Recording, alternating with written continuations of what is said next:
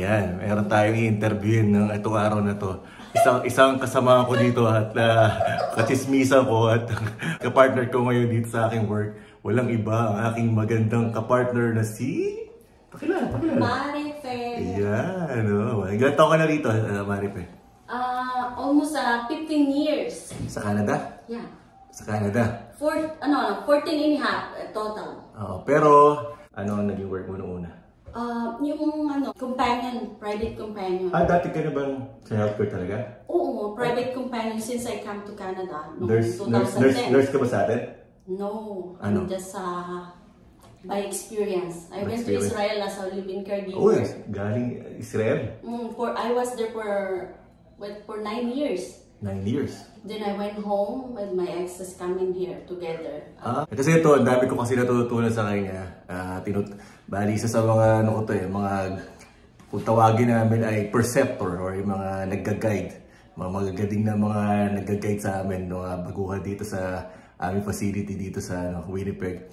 Isa sa magagaling na healthcare aid. Ang linis, maganda magtrabaho. Ayan. Ilan taon ka na rito, Bali, sa facility na to? 7 years. 7 years? But the total is 10 years because I used to work in Victoria for 3 years. So okay. that's why, as a healthcare, 10 years na. Okay. Kasi lagi ko tinatanong sa mga ini-interview ko, gaano kayaman ka na ngayon?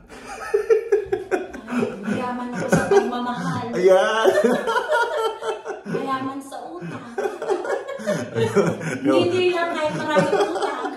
Dito kasi sa Canada, puro utang. Nakakotse kami. Ayan, ganda na kotse nito. Pero utang.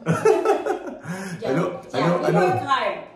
We work hard to have my own, Ano masasabi mo sa mga nagpaplano pumunta rito sa Canada? Lalo na sa area ng healthcare aid. I think Kasi maraming gusto pumunta rito ng mga Pinoy.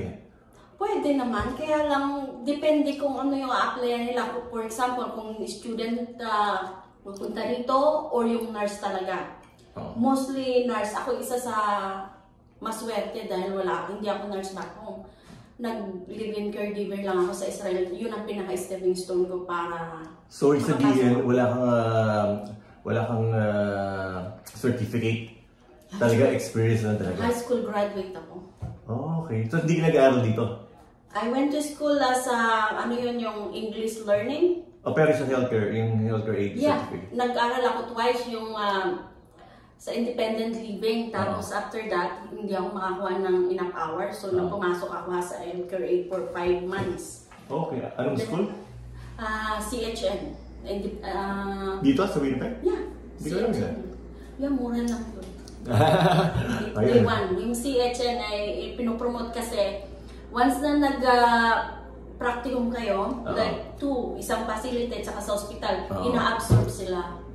Kaya ako nakapasok na madali ako natanggap sa yun pala. Dapat pala din ako. Oo, it's nice in there. Pero may bayad din? May bayad din doon? Yung sa CHN? Yeah, the same. The same The din? time na 2014 ako I think 5,500 lang noon. Grabe, 5,500. 2014. Ngayon, 8,800 na. Yeah, mahal. Mahal na, mahal. Lalo na pag yung pupuntahan pero ang ganda ho yung dinadrive nito sa sakyan. Kamagalan. Hindi na ako natuturo. Nag-overtime. Overtime. Uy, matagal din ako nag-drive. Bago na ako nag-drive. 12 years akong nag-bus. Oh, really? Oo, yung mga anak ko sinasakay ko sa bus. Tapos yung husband ko pipick upin sa hospital, hintayin ko siya doon sa baba. Tapos after niya ng work, ganun kahirap nang wala kaming mag-aalaga. Pero alam nyo, sa totoo lang, kasi nagbago nga ako ng career, nag-healthcare. Napansin ko talagang ang kagandahan nitong career na to, very in-demand itong career na to. So bali, kahit saan kang facility, mag-apply ka lang doon, sigurado tanggapin ka. Actually sa Lunes, may home care, yung pupunta ka sa mga bahay-bahay. Yeah. So gano'n. Kumbaga ang daming trabaho ito. Yeah. Ito yung trabaho na wala kang layoff. Wala kang layoff. Pero ako na-layoff because of the changing. Ang pwede ka lang mawala rito pagka talagang tinanggal ka. Pero itong job na to. I love this job, actually. Ako rin, natutunan ko na rin mahalin. Yeah. Kasi nga, residenteng para bang naisip mo parang kailangan ng tulong, para bang gusto mo silang tulungan, gano'n. So, pag mahal mo naman kasi yung trabaho mo, parang ang daling gawin. Ganun yung aking, yung ganun yung pananaw ko sa buhay. Ako nga sa sales in terms of finances, ang laki ng pagbabago. Pero, kumbaga, sabi ko nga sa sarili ko, bakit ko ito ginagawa?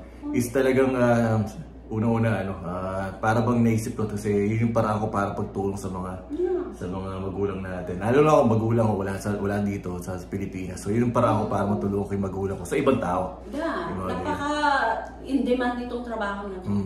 My husband is healthcare aid too. Did I tell you?